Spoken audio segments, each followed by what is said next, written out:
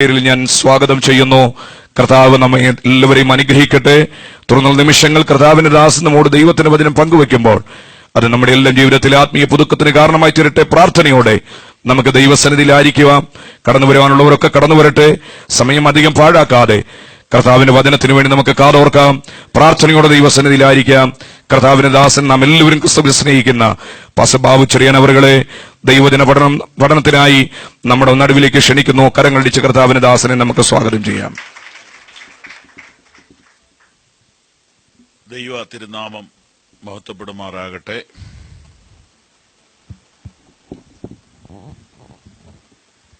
ഇപ്രകാരം ഒരു തിരുവചന ധ്യാനത്തിനു വേണ്ടി കർത്താവ് തന്ന നല്ല അവസരത്തിനായിട്ട് ഞാൻ സ്തോത്രം ചെയ്യുന്നു.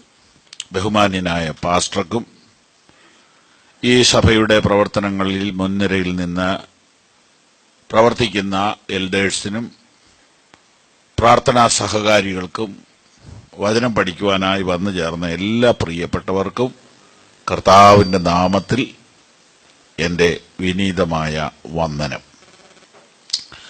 ഇന്ത്യക്ക് പുറത്ത് ഞാൻ ആദ്യമായിട്ട് കാലുകുത്തിയത് കുവൈറ്റിലാണ്. ആ സമയത്ത് ഫുൾ ഗോസ്പൽ ചർച്ചിലെ സാമങ്ങളും മറ്റും ചേർന്ന് നടത്തിയ ബൈബിൾ ക്ലാസ്സിൽ കർത്താവ് പഠിപ്പിച്ച പ്രാർത്ഥനയെക്കുറിച്ച് ക്ലാസ് എടുത്തു. അന്ന് വരുന്നവരെല്ലാം ചെറിയൊരു ടേപ്പ് റെക്കോർഡുമായിട്ടാണ് വരുന്നത്. അന്ന് ആ സാധനമൊക്കെ വലിയൊരു കാഴ്ച വസ്തുവായിരുന്നു. നാട്ടിലൊന്നും അവൈലബിൾ അല്ല. വേദപുസ്തകത്തിന്റെ കൂടെ ഒരു കൊച്ചു ടേപ്പ് റെക്കോർഡുമായിട്ട് വരും. എല്ലാവരും തന്നെ, മിക്കവാറും എല്ലാവരും തന്നെ അത് റെക്കോർഡ് ചെയ്യും. അത് റെക്കോർഡ് ചെയ്തിട്ട് കാസറ്റ് പിന്നീട് കോപ്പി എടുത്ത് ഇങ്ങനെ ലോകം മുഴുവൻ പോവും.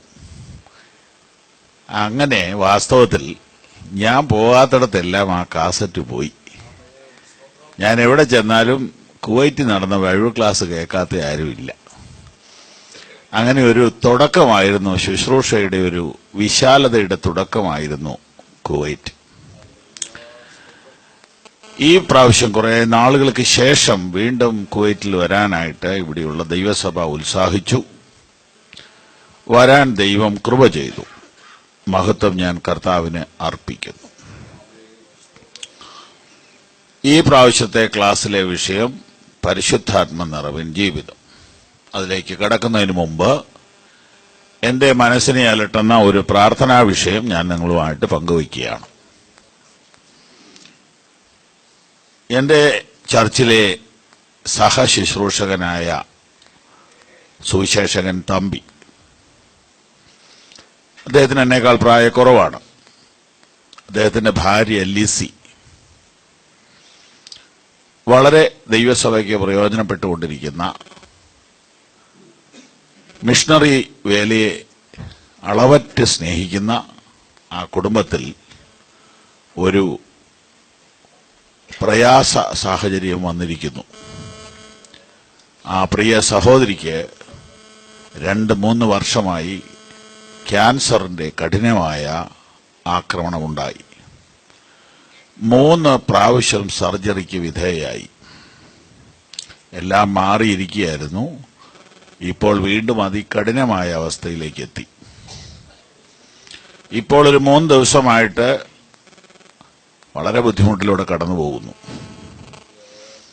ഞാൻ ഈ യാത്രയ്ക്ക് ഇപ്പോൾ പോകരുത് എന്ന് സഭയിൽ ചിലർ ഈ ഞായറാഴ്ച എന്നോട് ആവശ്യപ്പെട്ടു. എന്നോടല്ല, എൻ്റെ ഭാര്യയോട്. എൻ്റെ ഭാര്യ അവരോട് പറഞ്ഞു, ഒരു ശുശ്രൂഷയ്ക്ക് വാക്കുകൊടുത്തതല്ലേ, അതുകൊണ്ട് ശുശ്രൂഷയ്ക്ക് പാസ്റ്റർ പോകട്ടെ, നമുക്ക് പ്രാർത്ഥിക്കാമെന്ന് പറഞ്ഞു. നിങ്ങൾ ബ്രദർ തമ്പിയെയും സിസ്റ്റർ ലിസിയെയും ഓർത്ത് പ്രാർത്ഥിക്കണം. ഇത് പറഞ്ഞുകൊണ്ടിരിക്കുമ്പോൾ അവർ ഹോസ്പിറ്റലിലാണ്. അപ്പോൾ തന്നെ അദ്ദേഹത്തിന്റെ അമ്മയും അത്യാസന്ന നിലയിൽ വീട്ടിൽ കിടക്കുന്നു. ഒരു സഭാ ശുശ്രൂഷകൻ എന്ന നിലയിൽ എന്നെ സംബന്ധിച്ച് ഫസ്റ്റ് പ്രയോറിറ്റി ചർച്ചാണ്. സെക്കൻഡേ ഉള്ളൂ പബ്ലിക് മിനിസ്ട്രി. അതുകൊണ്ട് ആ വിഷയത്തിൽ ഞാൻ കർത്താവിനെ പരമേൽപ്പിച്ചിരിക്കുന്നു. എങ്കിലും നിങ്ങളുടെ പ്രാർത്ഥന ഞാൻ അപേക്ഷിക്കുകയാണ്. ദൈവം അവിടെ അവരെ സംരക്ഷിക്കണം, ഇവിടെ ഈ മീറ്റിംഗിനെ അനുഗ്രഹിക്കണം. ഒരു നിമിഷം കരങ്ങൾ ഉയർത്തി പ്രാർത്ഥിച്ചാട്ടെ. പരിശുദ്ധ പിതാവേ, തിരുനാമത്തെ സ്തുതിക്കുന്നു. ഞങ്ങളോട് ഇന്ന് സംസാരിക്കണമേ കർത്താവേ. ഇവിടുത്തെ ജനം അങ്ങയുടേതാണ്, പിറവത്തെ ജനവും അങ്ങയുടേതാണ്. എല്ലാം ദൈവസഭയുടെ ഭാഗമാണ്. ഇവിടെയുള്ള ദൈവജനത്തിന് വചനം കൊടുക്കുന്ന ഈ സമയത്ത് കർത്താവെ, അവിടെയുള്ള ദൈവജനത്തെ കാത്തുകൊള്ളണമേ, ഞങ്ങളോട് സംസാരിക്കണമേ. യേശുവിന്റെ നാമത്തിൽ തന്നെ കരങ്ങൾ ഉയർത്തി ഹല്ലേലൂയ പറഞ്ഞാട്ട്. ഇതൊരു ക്ലാസ്സാണ്. അതുകൊണ്ട് പഠിക്കാനുള്ള മനസ്സോടുകൂടെ, പ്രസംഗം കേൾക്കുന്ന പോലെയല്ല, പഠിക്കാനുള്ള മനസ്സോടുകൂടെ ശ്രദ്ധയോടുകൂടെ നമുക്ക് ക്ലാസ്സിലേക്ക് പ്രവേശിക്കാം. പരിശുദ്ധാത്മ നിറവിൻ ജീവിതം എന്ന് പറഞ്ഞാൽ എന്താ? പരിശുദ്ധാത്മ നിയന്ത്രിത ജീവിതം, ഇതാണ് അതിന്റെ അർത്ഥം. പരിശുദ്ധാത്മ നിറവിൻ ജീവിതം എന്ന് പറഞ്ഞാൽ പ്രായോഗിക അർത്ഥം പരിശുദ്ധാത്മ നിയന്ത്രിത ജീവിതം. പരിശുദ്ധാത്മാവിനാൽ എൻ്റെ ചിന്തകളെയും എൻ്റെ വികാരങ്ങളെയും എൻ്റെ കാലുകളെയും എൻ്റെ കൈകളെയും എൻ്റെ കണ്ണിനെയും എൻ്റെ നാവിനെയും എൻ്റെ സ്വപ്നങ്ങളെയും എൻ്റെ ഇഷ്ടങ്ങളെയും എൻ്റെ അനിഷ്ടങ്ങളെയും സ്വാധീനിക്കുന്ന, പരിശുദ്ധാത്മാവിനാൽ സ്വാധീനിക്കപ്പെടുന്ന ഒരു ജീവിതം. പരിശുദ്ധാത്മാവ് ആരാണ്? പരിശുദ്ധാത്മാവ് എന്താണ്? പരിശുദ്ധാത്മാവ് ദൈവമാണ്. അങ്ങനെയാണെങ്കിൽ പരിശുദ്ധാത്മ നിറവിൻ ജീവിതം എന്ന് പറഞ്ഞാൽ ദൈവത്താൽ നിറയപ്പെട്ട ജീവിതം, ദൈവത്താൽ നിയന്ത്രിക്കപ്പെട്ട ജീവിതം. അങ്ങനെയാണോ? അതെ. ദൈവത്താൽ എങ്ങനെ നിറയുന്നേ? ചോദ്യങ്ങൾ ഒരുപാടുണ്ടാവും. എല്ലാത്തിനും ഉത്തരം കിട്ടിയെന്ന് വരില്ല. ദൈവത്താൽ എങ്ങനെയാ പാസ്സായി നിറയുന്നേ? അതിന് നമുക്ക് ദൈവത്തോട് തന്നെ വേണം ഉത്തരം ചോദിക്കാൻ. പരിശുദ്ധാത്മാവിൽ നിറയുക എന്ന് പറഞ്ഞാൽ പരിശുദ്ധാത്മാവ് ദൈവമല്ലേ? ദൈവത്താൽ എങ്ങനെ നിറയുന്നേ? കർത്താവിനോട് ചോദിക്കുക, ദാഹിക്കുന്നവനെല്ലാം എന്റെ അടുക്കൽ വന്ന് കുടിക്കട്ടെ. എന്ത് കുടിക്കണം? യേശു എന്താണ് കുടിക്കാൻ കൊണ്ടുവന്നിരിക്കുന്നത്? ദാഹിക്കുന്നവനെല്ലാം എന്റെ അടുക്കൽ വന്ന് കുടിക്കട്ടെ. എന്താ യേശു കുടിക്കാൻ കൊണ്ടുവന്നിട്ടുള്ളത്? എന്തുവാ? അപ്പൊ അതെല്ലാം അലങ്കാര പദമായിട്ടല്ലേ എടുക്കാൻ പറ്റുള്ളൂ. എന്തോ കുടിക്കുന്നേ? അടുത്ത പ്രയോഗം, എന്നിൽ വിശ്വസിക്കുന്നതിന്റെ ഉള്ളിൽ നിന്ന് തിരുവെഴുത്ത് പറയുന്ന പോലെ ജീവജലത്തിന് നദികൾ ഒഴുകും. യേശുവിൽ നിന്ന് നമ്മുടെ അകത്തോട്ടൊരൊഴുക്ക്, നമ്മുടെ അകത്തുനിന്ന് പുറത്തേക്ക് ഒരു ഒഴുക്ക്. ഇതാണ് ക്രിസ്തീയ ജീവിതം, ഇതാണ് ആത്മനിറവിൻ ജീവിതം. യേശുവിൽ നിന്ന് നമ്മളിലേക്കൊരു ദൈവീകതയുടെ ഒഴുക്ക്, ജീവന്റെ ഒഴുക്ക്, ശക്തിയുടെ ഒഴുക്ക്, സ്നേഹത്തിന്റെ ഒഴുക്ക് യേശുവിൽ നിന്ന് എന്റെ അകത്തോട്ട്. അത് നിറഞ്ഞിട്ട് പിന്നീട് ഞാൻ ഇടപെടുന്നവരിലേക്ക് അത് ഒഴുകണം.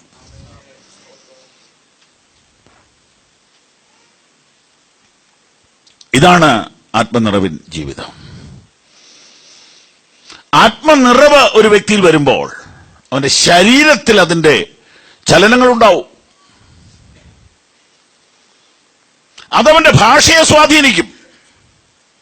അവൻ പഠിച്ചിട്ടില്ലാത്ത ഭാഷ അവൻ സംസാരിക്കും. ഏത് കാര്യവും പുറത്തേക്ക് വരുന്ന ഭാഷയിലൂടെയാണ്. സന്തോഷം വന്നാൽ അത് വായിക്കൂടെ പുറത്തേക്ക് വരും, സങ്കടം വന്നാലും പുറത്തേക്ക് വരും, ദേഷ്യം വന്നാലും പുറത്തേക്ക് വരും. പരിശുദ്ധാത്മാവിൽ നിറഞ്ഞാൽ അവന്റെ ഭാഷ മാറും, അവന്റെ ഇമോഷൻ മാറും, അവന്റെ ചിന്ത മാറും. പരിശുദ്ധാത്മാവ് അവനെ സ്വാധീനിക്കും. അതിന്റെ തുടക്കമെന്ന നിലയിൽ അന്യഭാഷ ലഭിക്കുന്നു. അതൊരു ദൈവിക വരദാനമാണ്. പരിശുദ്ധാത്മാവിൽ നിറയുക, പരിശുദ്ധാത്മാവിൽ നിറയുക. ഈ വിലയേറിയ അനുഭവത്തിലേക്ക് ഇന്ന് നാം നടത്തപ്പെടണം. ക്ലാസ് തീരുന്നതെന്നല്ല, ഇന്ന് തന്നെ. നമുക്ക് ചില സങ്കല്പങ്ങളുണ്ട്. മീറ്റിംഗിന്റെ ഒടുവിലത്തെ മിനിറ്റിൽ അത് സംഭവിക്കും, മീറ്റിംഗിന്റെ ഒടുവിലത്തെ ദിവസത്തിൽ അത് സംഭവിക്കും. അങ്ങനെയല്ല, മീറ്റിംഗ് തുടങ്ങുമ്പോഴേ അത് സംഭവിക്കാം. എത്രത്തോളം നമ്മൾ ഒരുങ്ങിയിട്ടുണ്ടോ, എത്രത്തോളം നമ്മൾ ദാഹത്തോടെ വന്നിട്ടുണ്ടോ, എത്രത്തോളം നമ്മൾ ആഗ്രഹത്തോടെ വന്നിട്ടുണ്ടോ, ഇന്ന് തന്നെ അത് സംഭവിക്കും. പരിശുദ്ധാത്മാവിനെ നിങ്ങളെ വിട്ടുകൊടുക്കാവോ?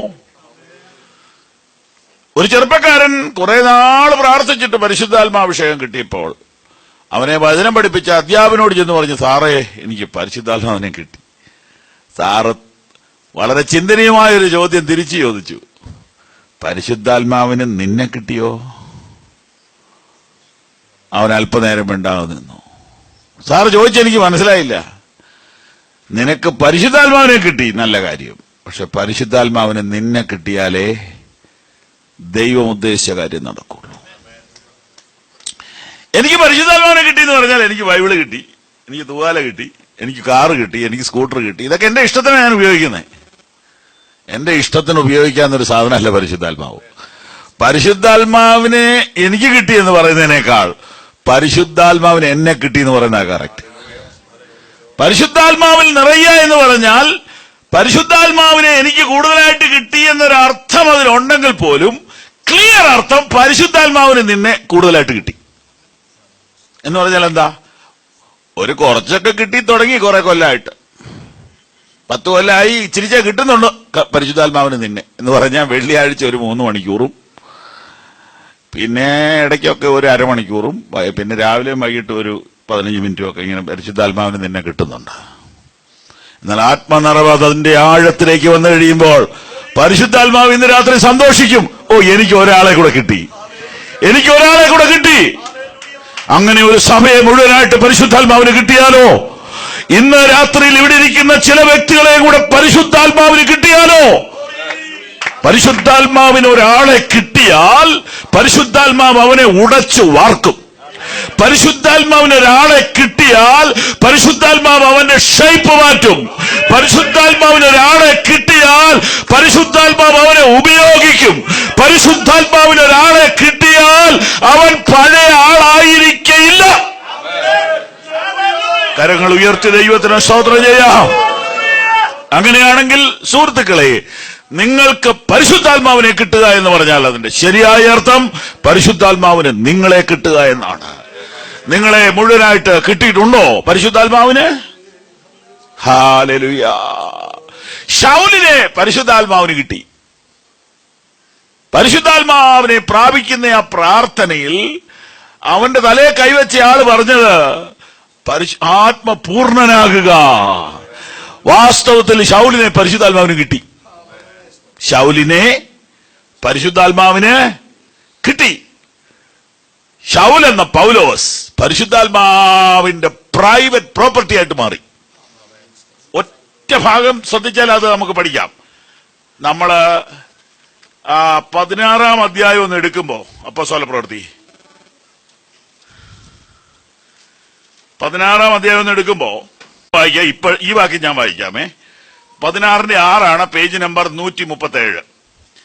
അവർ ആസ്യയിൽ വചനം പ്രസംഗിക്കരുതെന്ന് പരിശുദ്ധാത്മാവ് വിലക്കുകയാൽ ഫ്രുഗ്യയിലും ഗലാത്യദേശത്തിലും കൂടി സഞ്ചരിച്ച് മുസ്യയിലെത്തി ബിഥുന്യയ്ക്ക് പോകുവാൻ ശ്രമിച്ചു. ഒരു ഗോസ്പൽ ടീമാണ്. പരസ്യങ്ങളോ പബ്ലിക് മീറ്റിംഗോ നടത്തുന്ന ഒരു സ്ട്രോങ് ടീമാണ്. ലോകത്തിലെ ഏറ്റവും ശക്തനായ മിഷണറിയാണ് അതിനെ നയിക്കുന്നത്. പേര് പൗലോസ്. പക്ഷെ ഈ ടീമിനെ കൺട്രോൾ ചെയ്യുന്നത് പൗലോസ് അല്ല, ഹോളി സ്പിരിറ്റാ. Praise the Lord. Senior most right reverend doctor Paul അല്ല ഇതിനെ നയിക്കുന്നത്. പരിശുദ്ധാത്മാവാണ് ഈ ടീമിനെ നയിക്കുന്നത്. എടുത്ത തീരുമാനങ്ങൾ പോലും മാറ്റിമറിക്കാൻ പരിശുദ്ധാത്മാവിന് അധികാരമുണ്ടായിരുന്നു. പരിശുദ്ധാത്മാവിനൊരു ലീഡറെ കിട്ടിയാൽ പരിശുദ്ധാത്മാവിനൊരു സഭയെ കിട്ടുന്നു. പരിശുദ്ധാത്മാവിനൊരു പാസ്റ്ററെ കിട്ടിയാൽ പരിശുദ്ധാത്മാവിനൊരു സമൂഹത്തെ കിട്ടുന്നു.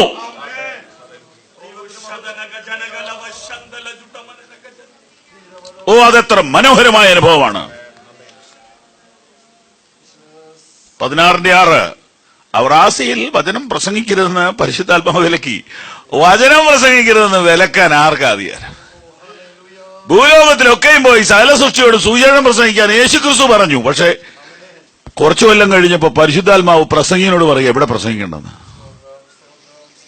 അപ്പൊ അതൊരു തിയോളജിക്കൽ മിസ്റ്റേക്ക് അല്ലേ സാറേ? അല്ല, ശ്രദ്ധിച്ച് വായിച്ചാ മതി. നിങ്ങൾ ഉയരത്തിൽ നിന്ന് ശക്തി ധരിക്കുവോളം നഗരത്തിൽ പാർക്കുവീൻ. പരിശുദ്ധാത്മാവ് നിങ്ങളുടെ മേൽ വരുമ്പോൾ നിങ്ങൾ സാക്ഷികൾ ആകും.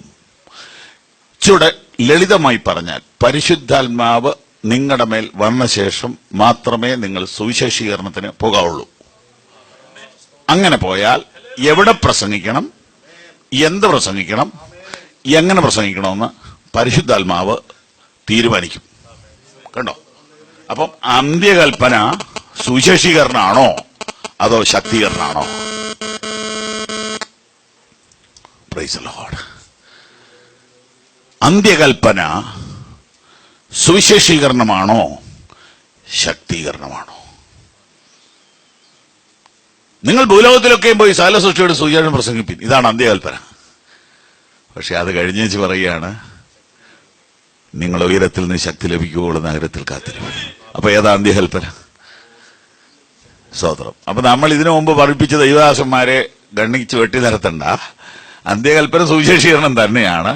പക്ഷേ അത് ചെയ്യണമെങ്കിൽ എന്ത് വേണം? ശക്തി വേണം. ഞാൻ ഈ വിഷയത്തിന്റെ പ്രാധാന്യതയോടുള്ള ബന്ധത്തിൽ പറയുന്നു. ഏറ്റവും ഒടുവിലായി കർത്താവ് പറഞ്ഞത് നിങ്ങൾ ശക്തി പ്രാപിക്കണമെന്ന്. അപ്പോൾ അതിനേക്കാൾ പ്രധാനപ്പെട്ട ഒരു കാര്യമില്ല. പരിശുദ്ധാത്മ നിറവൻ ജീവിതം എന്ന് പറഞ്ഞാൽ പരിശുദ്ധാത്മാവിനെ നിങ്ങൾക്ക് കിട്ടുക എന്നല്ല, പരിശുദ്ധാത്മാവിനെ നിങ്ങളെ കിട്ടുക എന്നാണ്. ഞാൻ ഒന്നുകൂടെ ക്ലിയർ ചെയ്യാം. 16:7 മുസ്യയിലെത്തി ബിദുന്യയ്ക്ക് പോകാൻ ശ്രമിച്ചു. യേശുവിന്റെ ആത്മാവോ അവരെ സമ്മതിച്ചില്ല. നിങ്ങൾ ഓഫീസിലേക്കോ മറ്റെവിടെയെങ്കിലോ പോകാൻ ഇറങ്ങുമ്പോൾ നിങ്ങളുടെ കൊച്ചുമക്കൾ ഉള്ളവർക്ക് അത് പറഞ്ഞാൽ മനസ്സിലാവും. കൊച്ചുമക്കൾ കയറി കയ്യെ പിടിച്ചിട്ട് ഡാഡി ഇന്ന് പോകണ്ട, അപ്പച്ചൻ ഇന്ന് പോകണ്ട എന്ന് പറഞ്ഞാൽ ആ ഒരു സമ്മർദ്ദം ഒന്ന് ഓർത്തു നോക്കി. ഇതുപോലെ പോളിനെ സമ്മതിച്ചില്ല എന്നുള്ള പ്രയോഗം ഉണ്ടോ? എന്തൊരു പ്രയോഗമാണ് കൊടുത്തിരിക്കുന്നത്? ട്രാൻസ്ലേഷൻ. സമ്മതിച്ചില്ല എന്ന് പറഞ്ഞാൽ പോകാനായിട്ട് പൗലോസിന് ഭയങ്കര ആഗ്രഹമുണ്ട്. ആഗ്രഹമെല്ലാം നടത്തിപ്പാരിക്കണമെന്നില്ല. ഇമോഷനും ആത്മനടത്തിപ്പും തമ്മിൽ തിരിച്ചറിയാൻ വളരെ പ്രാർത്ഥിക്കേണ്ട ആവശ്യമുണ്ട്. ഒരു വികാരം തോന്നിയാൽ, ഒരു ആവേശം തോന്നിയാൽ നടത്തിപ്പാരിക്കണമെന്നില്ല. പൗലോസിന് പോകണമെന്നുണ്ട്. 6-ാം വാക്യത്തിൽ വിലക്കി, 7-ാം വാക്യത്തിൽ സമ്മതിച്ചില്ല. ഈ രണ്ട് പ്രയോഗങ്ങളും കൂടി ഒന്ന് ചിന്തിച്ചു നോക്കി. അപ്പോൾ ഇവരെ നയിക്കുന്നത് ആരാ? ഇവരുടെ മേലുള്ള പരിശുദ്ധാത്മ സാന്നിധ്യം മൊബൈലിന്റെ പ്രശ്നമാണ് ഈ കണ്ടുകൊണ്ടിരിക്കുന്നത്. ഇവിടെ അടുത്തെങ്ങാനും മൊബൈൽ ഇരിപ്പുണ്ടോ?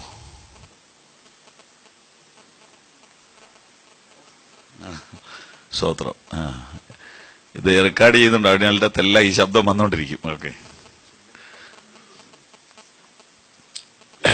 സ്തോത്രം, സ്തോത്രം, സ്തോത്രം. അപ്പോ പരിശുദ്ധാത്മാവിനെ പോളിനെ കിട്ടി എന്ന കാര്യം മനസ്സിലാക്കാനാണ് ഞാൻ ഈ ഭാഗത്ത് നിന്നത്. അതുകൊണ്ട് ശ്രദ്ധയോടുകൂടെ, ആത്മാർത്ഥതയോടുകൂടെ നമുക്ക് ആ ഭാഗത്തേക്ക് പോകാം. പരിശുദ്ധാത്മാവിനെ പ്രാപിക്കുക, പരിശുദ്ധാത്മാവിൽ നിറയുക എന്നൊക്കെ പറഞ്ഞാൽ അതിന്റെ ശരിയായ അർത്ഥം പരിശുദ്ധാത്മാവിനാൽ നിയന്ത്രിക്കപ്പെടുക എന്നാണ്. പരിശുദ്ധാത്മാവിനെ നമുക്ക് കിട്ടി എന്ന് നാം പറയുന്ന ആ നല്ല കാര്യം ഒരർത്ഥത്തിൽ ശരിയാണെങ്കിലും അതിന്റെ ശരിയായ അർത്ഥം പരിശുദ്ധാത്മാവിന് നിങ്ങളെ കിട്ടി എന്നാണ്. നിങ്ങൾക്ക് പരിശുദ്ധാത്മാവിനെ കിട്ടിയാൽ നിങ്ങൾക്ക് പരിശുദ്ധാത്മാവിനെ ഉപയോഗിക്കാം. പക്ഷെ സാധ്യമല്ല. ദൈവത്തെ മനുഷ്യൻ എങ്ങനെയാ ഉപയോഗിക്കുന്നത്? നടക്കത്തില്ല. എന്നാൽ ദൈവത്തിന് മനുഷ്യനെ ഉപയോഗിക്കാം. അപ്പോൾ പരിശുദ്ധാത്മാവിന് നിങ്ങളെ ലഭിച്ചാൽ പരിശുദ്ധാത്മാവിന് നിങ്ങളെ ഉപയോഗിക്കാൻ പറ്റും. പരിശുദ്ധാത്മാവ് നിങ്ങളെ ഉപയോഗിക്കാൻ തുടങ്ങുമ്പോൾ പരിശുദ്ധാത്മാവ് നിങ്ങളെ ഷെയ്പ്പ് ചെയ്യാൻ തുടങ്ങും. ഒരു ഉപയോഗമുള്ള സാധനം ഉണ്ടാക്കിയെടുക്കാൻ എത്രയോ പണി അതിൽ നടന്നിട്ടുണ്ട്.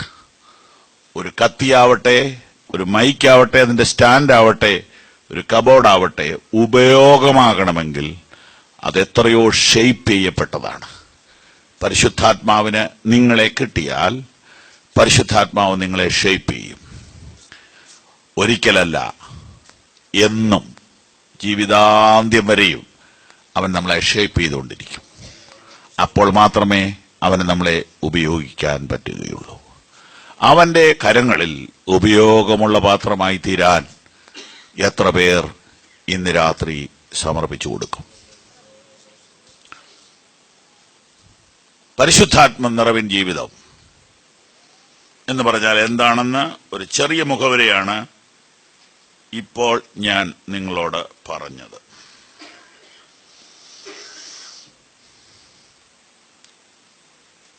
ഇനി ഇതിന്റെ ബാലപാഠം നമുക്ക് തുടങ്ങാം. ക്ലാസിന്റെ 1-ാം ദിവസം എന്ന നിലയിൽ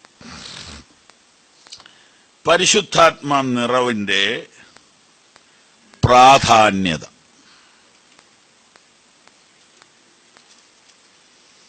അഞ്ച് കുറിപ്പുകൾ നമുക്ക് നോക്കാമെന്ന് വിചാരിക്കുന്നു. പരിശുദ്ധാത്മ നിറവിന്റെ ഇമ്പോർട്ടൻസ്. ഒന്നാമത്തെ കുറിപ്പ് സ്നാപക യോഹന്നാന്റെ വാക്കുകൾ. എഴുതുന്നവർക്ക് വേണ്ടിയാണ് ഞാൻ ഈ പ്രധാന പോയിന്റ് പറയുമ്പോൾ ഒരു മിനിറ്റ് നിൽക്കുന്നത്.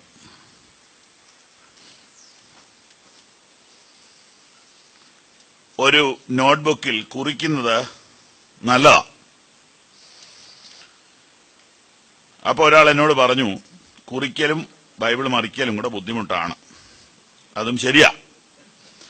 രണ്ടാമത്തെ ഒരു സംശയം, ഇതിങ്ങനെ കുറിച്ചിടുമെന്നല്ലാതെ പിന്നെ നോക്കുന്നൊന്നുമില്ല, അപ്പൊ പിന്നെ ശ്രദ്ധിച്ച് കേട്ടാ പോരെ. അതും ശരിയാണ്. എന്നാൽ ഒരു ചെറിയ മനഃശാസ്ത്രവശം പറയാം. നിങ്ങളിത് കുറിക്കുകയാണെങ്കിൽ ഡബിൾ എഫക്റ്റാണ്. ആ നോട്ട് പിന്നെ വായിക്കുന്നതല്ല വിഷയം, കുറിക്കുമ്പോൾ നിങ്ങളുടെ അകത്ത് കുറിക്കും. കാരണം നിങ്ങളുടെ ബ്രെയിൻ ഇതിനകത്ത് സഹകരിക്കാതെ എഴുതാൻ ഒക്കുകയില്ല. അപ്പോൾ അത് കേൾക്കുന്നതും എഴുതുന്നതും കൂടെ വരുമ്പോൾ ഭയങ്കര പവറായിരിക്കും, ഓർത്തിരിക്കും. പിന്നെ എപ്പോഴേലും ഒന്ന് നോക്കാൻ ഒത്താൽ അതും ഭാഗ്യമായി. മത്തായി സുവിശേഷം 3-ാം അധ്യായം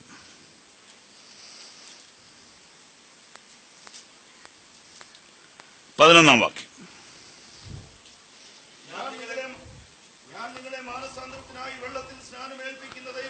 യേശുവിന്റെ മുന്നോടിയായി വന്ന സ്നാപകന്റെ വാക്കുകൾ. ക്ലാസ് ആണേ, ശ്രദ്ധിക്കണം. യേശുവിന്റെ മുന്നോടിയായി വന്ന സ്നാപക യോഹന്നാൻ. യേശു കർത്താവിനെ സ്നാനപ്പെടുത്തിയ സ്നാപക യോഹന്നാൻ. സ്ത്രീകളിൽ നിന്ന് ജനിച്ചവരിൽ ഇങ്ങേരേക്കാൾ വലിയൊരാളില്ലെന്ന് ഈശോ മിശിഹാ സാക്ഷ്യപ്പെടുത്തിയ വ്യക്തി. അദ്ദേഹം അടിവരയിട്ട് പറഞ്ഞ കാര്യമാണ് ആത്മസ്നാനം. വായിച്ചോ. ഞാൻ നിങ്ങളെ അപ്പോൾ അദ്ദേഹം സ്നാനം നടത്തിക്കൊണ്ടിരിക്കുക.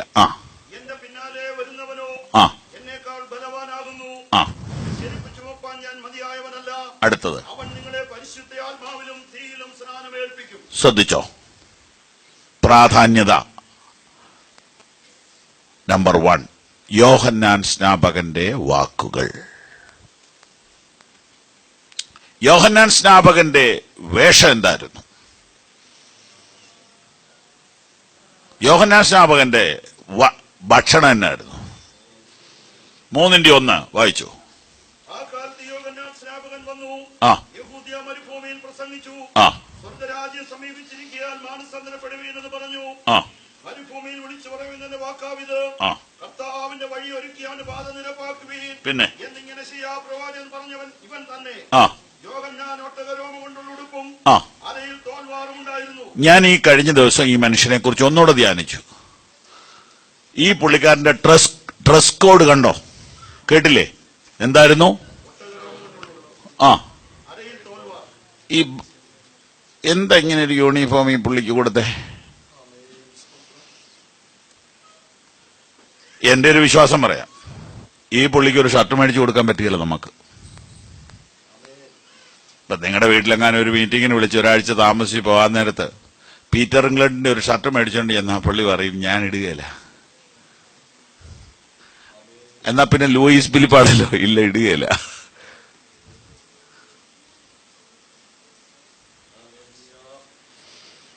എന്നാ പിന്നെ ഒരു ഫുഡിന് വിളിച്ചാലോ വരികയില്ല. അല്ല നമുക്ക് പുറത്തു പോകാം, ഹോട്ടലിൽ ഇല്ല. യോഹന്നാനെ കിട്ടുകയില്ല. കാരണം നിങ്ങൾ കഴിക്കുന്ന ഭക്ഷണം ഞാൻ കഴിക്കുകയില്ല, നിങ്ങൾ ഇടുന്ന ഉടുപ്പും ഞാൻ ഇടുകയില്ല. എന്താ കാര്യം? കോംപ്രമൈസ് ചെയ്യണ്ടല്ലോ.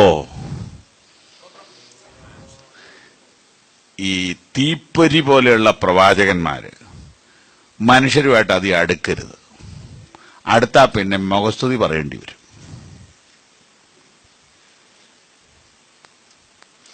ഒരു നല്ല ദൂതൊരു പ്രവാചകൻ പറഞ്ഞ അങ്ങേരെ വീട്ടിൽ കൊണ്ടുപോകും, പിന്നെ അങ്ങേരെ നമ്മൾ പോക്കറ്റിലാക്കും. പിന്നെ നമുക്ക് വിഷമമുള്ള ദൂത് വല്ലതും പുള്ളി പറയുമോ? അതുകൊണ്ട് പ്രവാചകന്മാരെ അധികം അടുപ്പിക്കരുത്, അധികം അടുക്കരുത്. അവരുടെ ദൂത് പോകും. അതുകൊണ്ടാണ് ഞാൻ പറഞ്ഞത്, അവരുടെ ദൂത് പോയാൽ പിന്നെ നമുക്കൊരു പ്രവാചകൻ എന്നേക്കുമായിട്ട് നഷ്ടപ്പെട്ടു പോകും. നാഥാനും ദാവീദുമായിട്ട് ഇച്ചിരി അടുപ്പായിരുന്നു. അത് കാരണം പള്ളി പണിതോളാൻ പറഞ്ഞു. എനിക്കിങ്ങനെ ഒരു നടത്തിപ്പുണ്ട്, പണിതോ. തിരിച്ച് വീട്ടിൽ ചെന്നപ്പോൾ ദൈവം പറഞ്ഞു, ആരോട് ചോദിച്ചാൽ പണിതോളാൻ പറഞ്ഞ് ചെന്ന് പോയി ക്യാൻസൽ ചെയ്യാൻ പറഞ്ഞു. അടുത്താൽ അനുകൂല ദൂത് പറയും. അനുകൂല ദൂത് പറയുന്നവരെയായി ഇപ്പൊ എല്ലാവർക്കും ഇഷ്ടം. നിന്നെ വേദനിപ്പിക്കുന്ന ഒരു ദൂതല്ലോ ഇതിനകത്ത് വന്നെങ്കിൽ നീ ദൈവത്തെ സ്തുതിച്ചോണം. Price the Lord. കുത്തുന്ന, മുറിക്കുന്ന, വേദനിപ്പിക്കുന്ന, തിരുത്തുന്ന ഒരു ദൂത് വല്ലതും വന്നെങ്കിൽ നീ ഓർത്തണോ അത് ദൈവത്തിൽ നിന്ന് വന്നതാ. നിന്നെ സുഖിപ്പിക്കുന്നത് മാത്രം വരുന്നതെങ്കിൽ അത് ജഡത്തിൽ നിന്ന് വരുന്നതാന്ന് ഓർത്തോണം. യോഹന്നാൻ സ്നാപകനെ ആർക്കും ഇൻഫ്ലുവൻസ് ചെയ്യാൻ, ആർക്കും സ്വാധീനിക്കാൻ പറ്റുകയില്ല. യോഹന്നാൻ സ്നാപകനെ ആർക്കും വളയ്ക്കാൻ പറ്റുകയില്ല. യോഹന്നാൻ സ്നാപകനെ ആർക്കും കിട്ടത്തില്ല. അല്ല, ദൈവത്തിന് മാത്രമേ കിട്ടുള്ളൂ. അയാൾ ദൈവത്തിന്റെ വകയായിരുന്നു. ഓക്കെ, ഈ മനുഷ്യൻ പ്രസംഗിക്കുക, വായിച്ചോ. അവന്റെ ആഹാരമോ വെട്ടുക്കിളിയും കാട്ടുതേനുമായിരുന്നു. അന്ന് യെരൂശലേമ്യരും യഹൂദ്യദേശക്കാരൊക്കെയും യോർദാന്റെ ഇരുകരയുമുള്ള എല്ലാ നാട്ടുകാരും പുറപ്പെട്ട് അവന്റെ അടുക്കൽ ചെന്ന് തങ്ങളുടെ പാപങ്ങളെ ഏറ്റുപറഞ്ഞുകൊണ്ട് യോർദാൻ നദിയിൽ അവനാൽ സ്നാനമേറ്റു. ഒരു പഞ്ചായത്ത് മുഴുവൻ ഇളകി വന്ന് സ്നാനപ്പെടുക ഒരു മനുഷ്യന്റെ പ്രസംഗം കേട്ടപ്പോ. എന്തൊരു ശുശ്രൂഷയാ! അത് പഠിക്കുമ്പോൾ വേറൊരു കാര്യം ഓർത്തോണം. യോഹന്നാൻ അത്ഭുതമൊന്നും ചെയ്തിട്ടില്ലെന്ന് വാക്യമുണ്ട്. അപ്പൊ ഈ ആള് മുഴുവൻ വന്നത് അത്ഭുതം കണ്ടിട്ടാണോ? ഒരു പനി പോലും മാറിയിട്ടില്ല, ഒരത്ഭുതം നടന്നിട്ടില്ല. പക്ഷെ ജനം കൂട്ടത്തോടെ ഇളകി വരിക.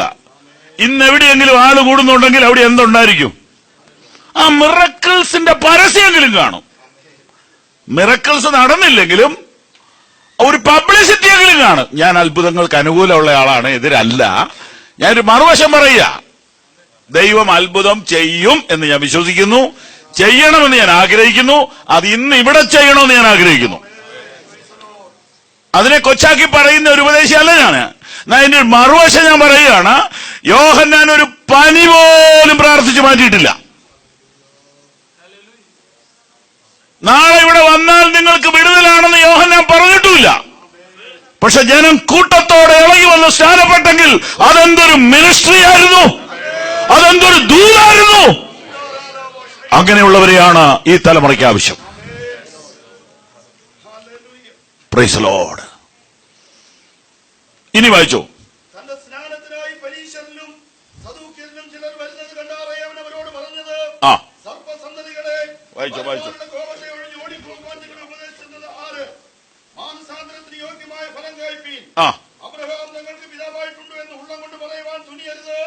ഈ കല്ലുകളിൽ നിന്ന് അബ്രഹാമിന് മക്കളെ ഉളവാക്കുവാൻ ദൈവത്തിന് കഴിയുമെന്ന് ഞാൻ നിങ്ങളോട് പറഞ്ഞു. അതായത് യോഹന്നാൻ സ്നാപകന്റെ വാക്കുകളുടെ ഗാംഭീര്യം നിങ്ങൾ ഇത് മനസ്സിലാക്കാൻ വേണ്ടിയിട്ട് യോഹന്നാനെ കുറിച്ച് ഒരു ചെറിയ വിവരണം തന്നുകൊണ്ടിരിക്കുക. ഡ്രസ്സിന്റെ കാര്യം പറഞ്ഞു, ഫുഡിന്റെ കാര്യം പറഞ്ഞു, ശുശ്രൂഷയുടെ പവറും പറഞ്ഞു. ഒരു ഹീലിംഗും ഇല്ലാതെ ജനത്തെ സ്വാധീനിച്ചു. ഈ ജനം വന്നത് സൗഖ്യത്തിനല്ല, ഫിനാൻഷ്യൽ ബ്രേക്ക് ത്രൂവിനല്ല, ദൂത് കേൾക്കാനുമല്ല എന്ന് പറഞ്ഞാൽ ഭാവി അറിയാനുമല്ല. പിന്നെന്തിനാ? അനുതാപവും മാനസാന്തരവുമാണ് അവരെ കൂട്ടിവരുത്തിയിരിക്കുന്നത്. ഓക്കെ, ഇങ്ങനെ ഇങ്ങോട്ട് ആളുകൾ വന്നപ്പോ 7-ാം വാക്യം വായിച്ച്. തന്റെ സ്നാനത്തിനായി പരീശിക്കുന്നത് കണ്ടവരെ അവൻ അവരോട് പറഞ്ഞത്, സർപ്പസന്തതികളെ, വരുവാനുള്ള കോപത്തെ ഒഴിഞ്ഞ് ഓടിപ്പോകുവാൻ നിങ്ങൾക്ക് ഉപദേശിച്ചത് ആര്? ഇങ്ങനെ പറഞ്ഞാൽ ആരെങ്കിലും സ്ഥാനപ്പെടാൻ വരുമോ? നിങ്ങൾ ശ്രദ്ധിച്ചില്ല വാക്യം. സ്നാനപ്പെടാൻ 100 കണക്കിന് ആളുകൾ വന്നപ്പോ ഉപദേശി സ്നാനകുളത്തിന്റെ വാക്യത്തോട് ചോദിക്കുക, പാമ്പിന്റെ മക്കളെ, നിന്നെയൊക്കെ ആരാ ഇങ്ങോട്ട് പറഞ്ഞു വിട്ടത്? അങ്ങനെ തന്നെയല്ലേ എന്റെ മലയാളം, അല്ലേ? സഭ്യമായ ഭാഷ എന്നുള്ളതേ ഉള്ളൂ.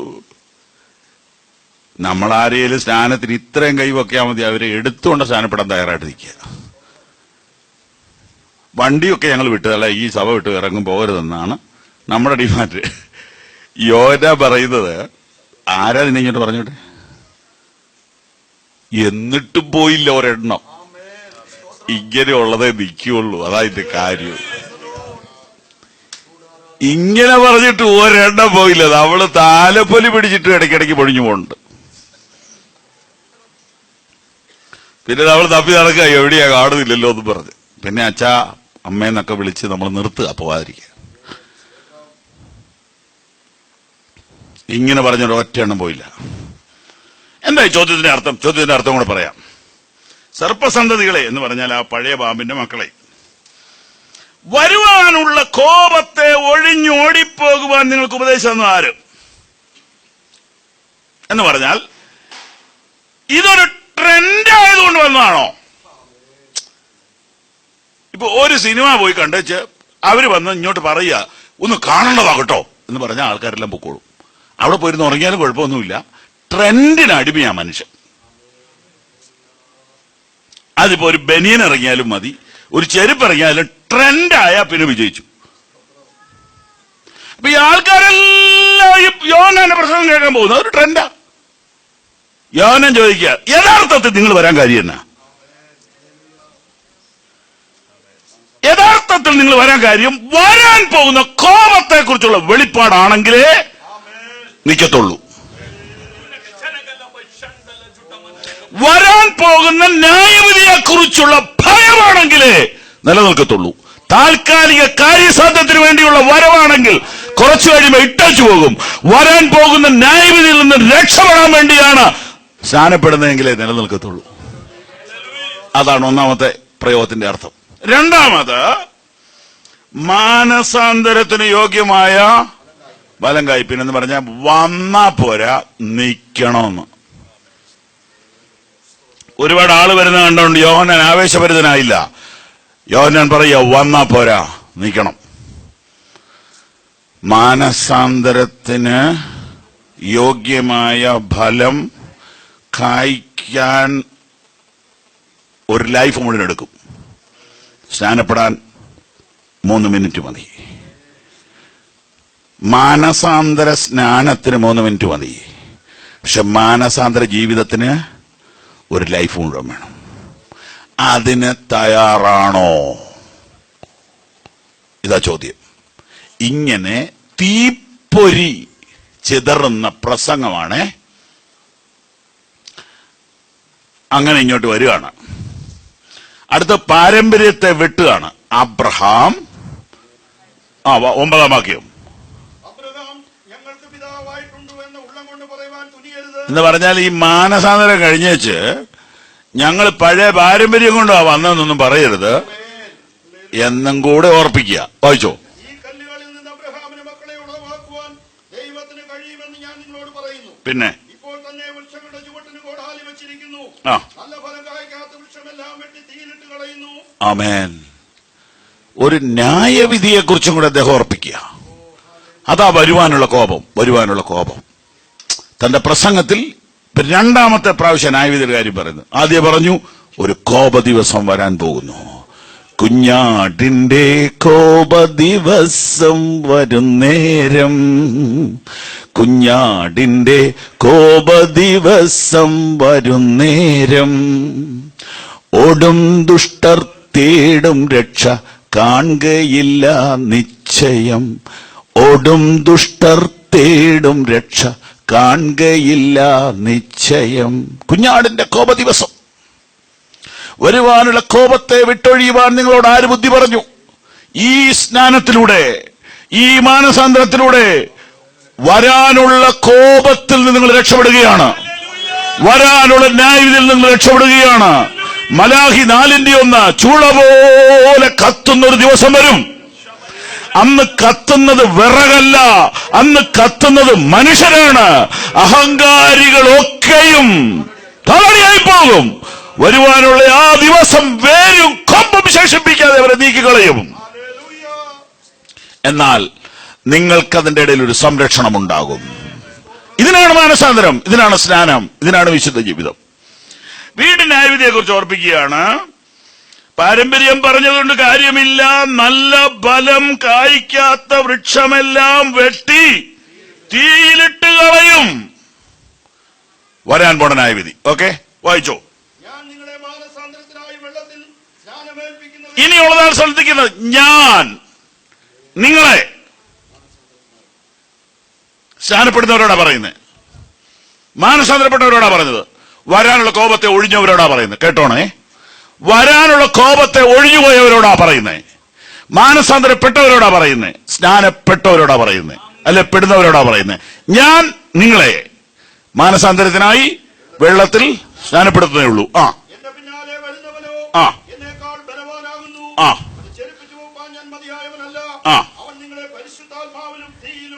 അവൻ യേശുക്രിസ്തു, ബ്രാക്കറ്റിൽ അവൻ യേശുക്രിസ്തു. നിങ്ങളെ എന്ന് പറഞ്ഞാൽ ഞാൻ ഈ സ്നാനപ്പെടുത്തിയ നിങ്ങളെ. ക്ലിയർ അല്ലേ? ഞാൻ ഈ സ്നാനപ്പെടുത്തിയ നിങ്ങളെ, മാനസാന്തരപ്പെട്ട നിങ്ങളെ, വരാനുള്ള കോപത്തെ ഒഴിഞ്ഞു പോകാൻ ആഗ്രഹിച്ച നിങ്ങളെ യേശു എന്ത് ചെയ്യും? പരിശുദ്ധാത്മാവിലും തീയിലും സ്നാനപ്പെടുത്തും. ജലസ്നാനം ആരേറ്റുവോ, ആര് മാനസാന്തരപ്പെട്ടുവോ, ആര് വരുവാനുള്ള കോപത്തെ ഒഴിഞ്ഞു പോകാൻ ആഗ്രഹിച്ചുവോ അവർക്കാണ് ആത്മസ്നാനം, അവർക്കാണ് അഗ്നിസ്നാനം. ഇത് സിമ്പിളായ ഒരു കാര്യം ഇപ്പോൾ ഈ പറഞ്ഞത്. Very simple. എന്നാൽ ചില പണ്ഡിതന്മാർ, വിശേഷാൽ ബ്രദറൻ ബാപ്റ്റിസ്റ്റ് ചിന്തകന്മാർ ഈ ഭാഗത്തെ വേറൊരു നിലയിലാണ് പഠിപ്പിക്കുന്നത്. ആ അഗ്നിസ്നാനം ന്യായവിധിയാണ് എന്ന് പഠിപ്പിക്കുന്നു. ന്യായവിധിയെ സ്നാനമെന്ന് പറയണോ?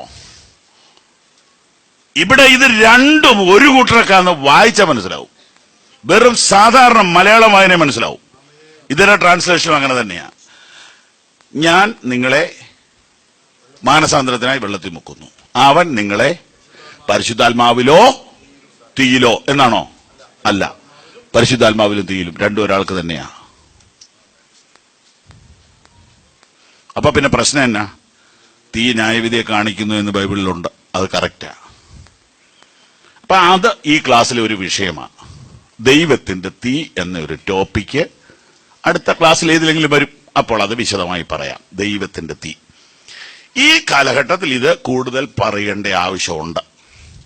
കാരണം ഇതിനെ വല്ലാതെ കൺഫ്യൂഷനാക്കിയിട്ടിരിക്കുക. ഞാനിപ്പോൾ ഈ വർഷം എല്ലായിടത്തും ഈ വിഷയം എടുത്തുകൊണ്ടിരിക്കുന്നത്. ബഹ്റിനിൽ ഈ വിഷയം എടുത്തു പോന്നു കഴിഞ്ഞപ്പോൾ ഒരാൾ വിളിച്ചു, പാസ്റ്ററെ, തീ എന്ന് പറഞ്ഞാൽ ന്യായവിധി ആണെന്നാണല്ലോ പഠിപ്പിക്കുന്നത്. ഞാൻ പറഞ്ഞു, ആണോ? സിസ്റ്റർ അങ്ങനെയാണോ മനസ്സിലാക്കി? അല്ല, എനിക്ക് ആകെ കൺഫ്യൂഷനാണ്. എനിക്ക് എന്നാ പ്രശ്നം? ഒരാൾ പറഞ്ഞു, തീ അയക്കണേന്ന് നിങ്ങൾ പ്രാർത്ഥിച്ചാൽ ന്യായവിധി അയക്കത്തുള്ളൂ. ഈയോടാ കുഴഞ്ഞല്ലോ. അപ്പൊ പ്രാർത്ഥനയിലെ അക്ഷരത്തെറ്റ് നോക്കി ന്യായവിധി അയക്കുന്നവനാണോ ദൈവം? ഇനി അഥവാ തിയോളജിക്കൽ മിസ്റ്റേക്ക് ഉണ്ടെങ്കിൽ പോലും ഇങ്ങനെ മനുഷ്യരെ പേടിപ്പിക്കുന്ന എന്തിനാ? ഇനി പഠിക്കണോ? പഠിപ്പിക്കാം. ദൈവത്തിന്റെ തീ ന്യായവിധിയെ കാണിക്കുന്നു എന്നുള്ളതിന് ഞാനൊരു 7 കുറിപ്പ് തരാം. ദൈവത്തിന്റെ തീ അനുഗ്രഹത്തെ കാണിക്കുന്നു എന്നുള്ളതിന് ഒരു 8 കുറിപ്പും തരാം. അപ്പൊ നമുക്കൊരു കോംപ്രമൈസിലെത്താൻ മേലേ. ഈ വചനം എന്തിനാ വളയ്ക്കുന്നേ? എന്തിനാ വചനം വളച്ചൊടിക്കുന്നേ?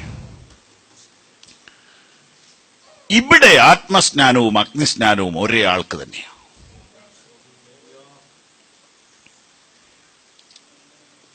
ഇന്നേക്കൊരു 50 കൊല്ലം മുമ്പ് നമ്മുടെ എല്ലാ കൂട്ടങ്ങളിലും പാടുന്ന ഒരു പാട്ടുണ്ട്, തീ കത്തിക്ക എന്നിൽ തീ കത്തിക്ക. ഇപ്പോഴത്തെ ആധുനിക വിദഗ്ധന്മാർ പറയുന്നു അത് പാടരുത്. അത് പാടിയുണ്ടായ സഭയെ കയറുന്നുണ്ട്. അപ്പൊ ഇത് പറയുന്നത് എന്നെയും എനിക്കുള്ള സകലത്തെയും യാഗമായി അർപ്പണം ചെയ്യുന്നു ഞാൻ. എന്നെയും എനിക്കുള്ള സകലത്തെയും യാഗമായി അർപ്പണം ചെയ്യുന്നു ഞാൻ. ഓ തീ കത്തിക്ക എന്നിൽ തീ കത്തിക്ക, സ്വർഗീയ രാജാവേ തീ കത്തിക്ക, തീ കത്തിക്ക.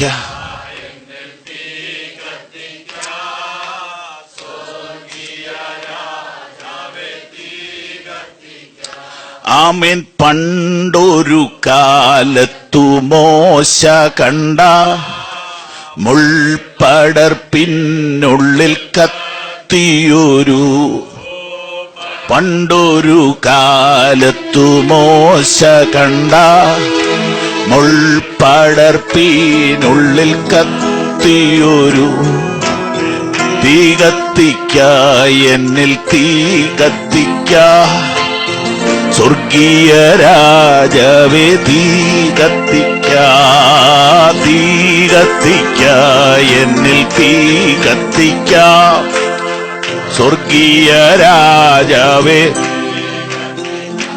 ഓ മഹത്വത്തിൻ തീ എന്നിൽ കത്തിക്കണേ, മനസ്സിനശുദ്ധിയെ നീക്കിടുവാൻ. മഹത്വത്തിൻ തീ എന്നിൽ കത്തിക്കണേ, മനസ്സിനശുദ്ധിയെ നീക്കിടുവാൻ. തീ കത്തിക്ക എന്നിൽ തീ കത്തിക്ക, സ്വർഗീയ രാജാവേ തീ കത്തിക്ക, തീ കത്തിക്ക എന്നിൽ തീ കത്തിക്ക, സ്വർഗീയ രാജാവേ തീ കത്തിക്ക. ഓ തീ കത്തിക്ക എന്നിൽ തീ കത്തിക്ക, സ്വർഗീയ രാജാവേ തീ കത്തിക്ക. അപ്പോൾ തീയോടുപമിച്ച് പരിശുദ്ധ ആത്മാവിന്റെ അനുഭവത്തെ പഠിക്കാമോ? ഈ ചോദ്യത്തിന് ഉത്തരം ദൈവം അനുവദിച്ചാൽ നാളെ അതൊരു പേജാണ്. ധ്യാനിക്കണം. ഈ തലമുറ അത് പഠിച്ചേ പറ്റൂ. സ്തോത്രം. അതുകൊണ്ട് ഇപ്പോൾ ഇതിനിടയിൽ അതിലേക്ക് പോകുന്നില്ല. നമ്മുടെ വിഷയം സ്നാപകന്റെ വാക്കുകൾ. ആ മനുഷ്യൻ ഒരു മെസ്സേജിന് വേണ്ടി ജനിച്ചു, ഒരു മെസ്സേജിന് വേണ്ടി ജീവിച്ചു, ഒരു മെസ്സേജ് പറഞ്ഞു മരിച്ചു. ഞാൻ പറയുമ്പോൾ തെറ്റിദ്ധരിക്കരുത്, മെസ്സേജ് പറഞ്ഞ് ജീവിക്കുകയല്ലായിരുന്നു പുള്ളി, മെസ്സേജ് പറഞ്ഞ് മരിക്കുകയായിരുന്നു.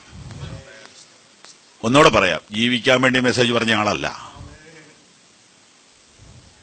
മരിക്കാൻ വേണ്ടി മെസ്സേജ് പറഞ്ഞ ആൾ.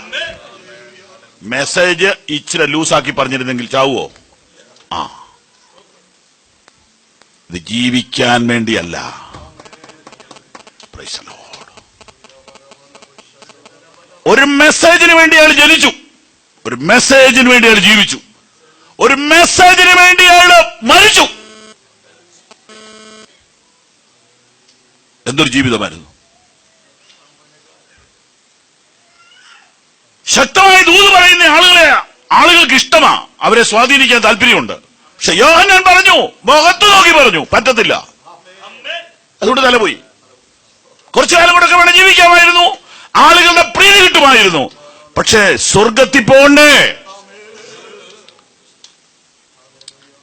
ആക്സിഡന്റും ട്യൂമറും ക്യാൻസറും എല്ലാം വാതുക്കല.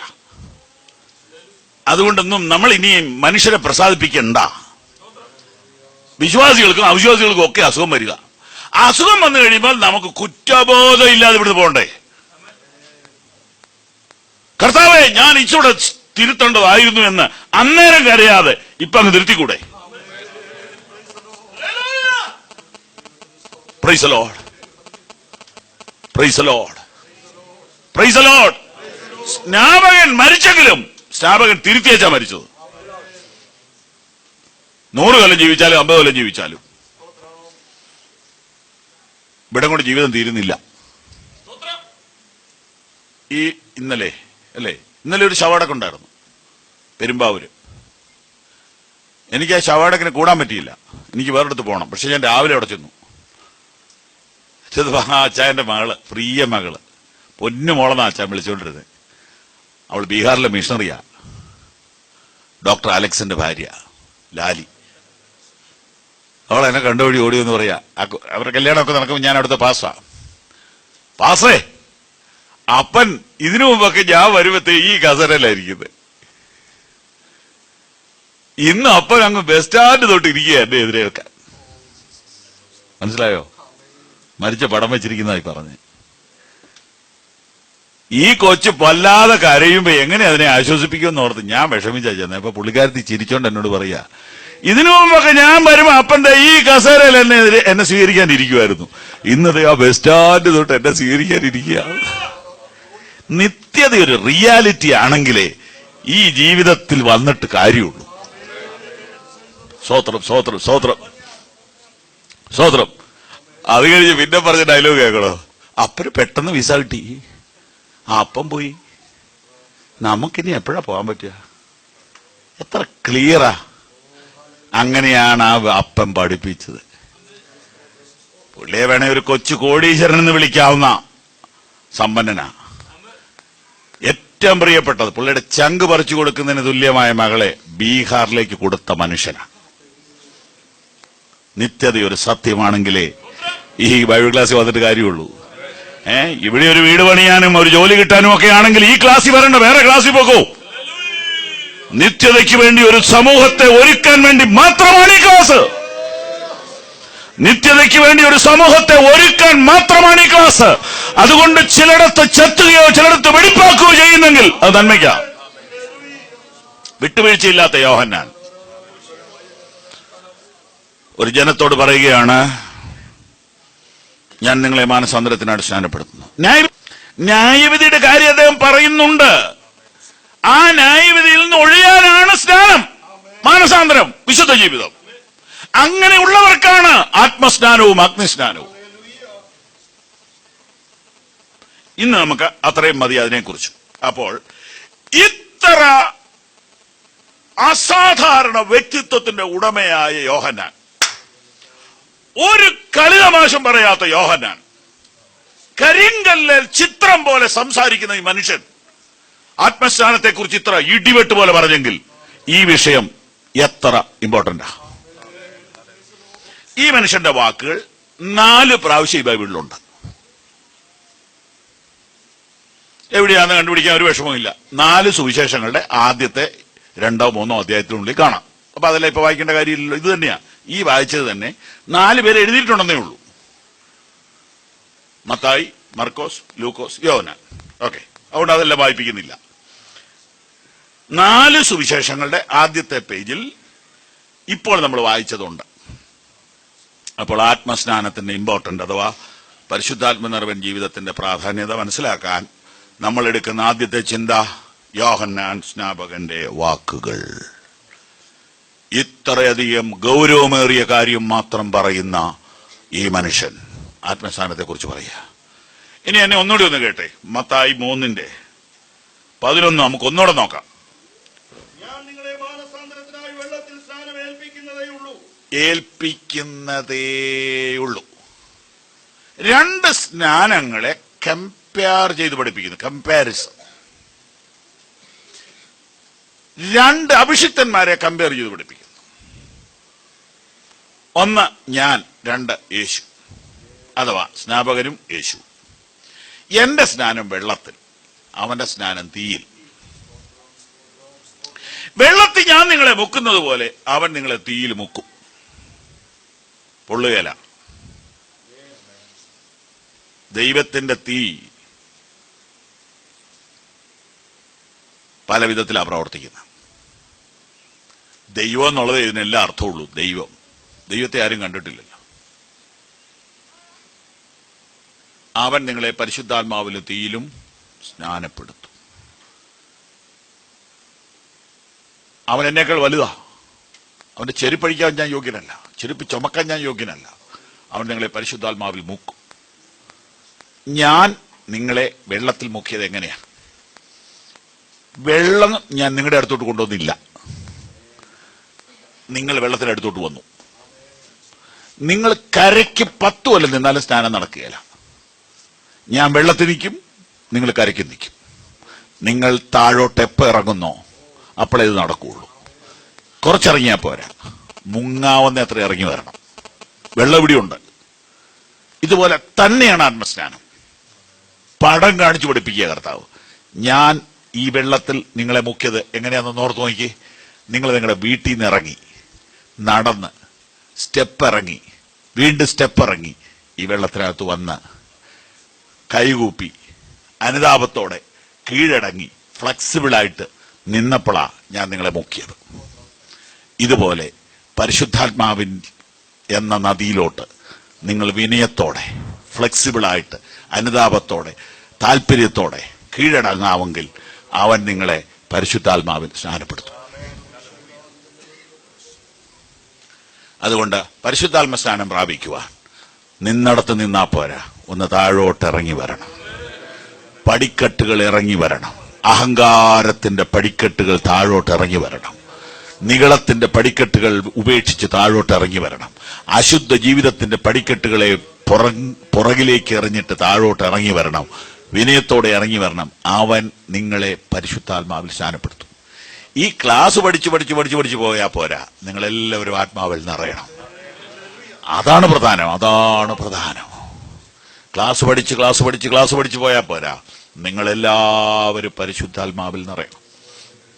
അപ്പോൾ സ്നാപക യോഹന്നാൻ ഈ വിഷയത്തെ ഇത്രയും ഇമ്പോർട്ടന്റ് ആയിട്ട് പഠിപ്പിച്ചു. നമ്പർ 2, യേശുക്രിസ്തുവിന്റെ വാക്കുകൾ.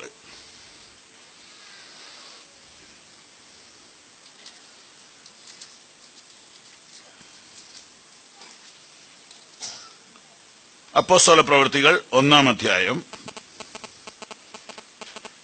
4-ാം വാക്യം.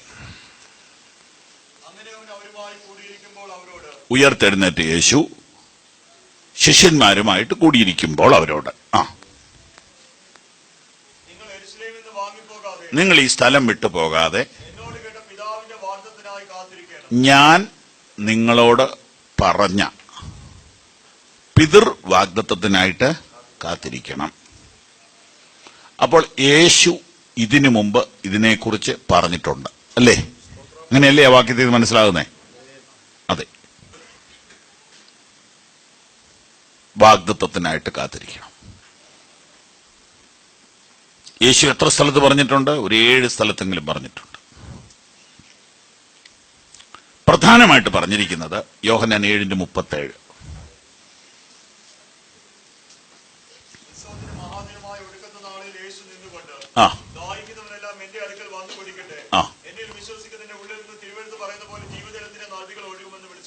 ഇതാണ് ഉപദേശം. അപ്പോൾ യേശുവിന്റെ വാക്കുകൾ. ഈ പഠിക്കാൻ വേണ്ടി നമ്മളങ്ങോട്ട് ആഴത്തിലോട്ട് പോകുമ്പം ഉണർവ് കുറഞ്ഞു പോവേ. പക്ഷെ തിരുവെഴുത്തുകൾ അതിന്റെ അടുക്കിന് പഠിക്കാതെ പറ്റത്തുമില്ലല്ലോ. അതുകൊണ്ട് ആ വാക്യം ഒന്നുകൂടി ഒന്ന് ധ്യാനിക്കാൻ പോവുക. 7:37 വായിച്ചു. ഇനി 38 വായിച്ചേ.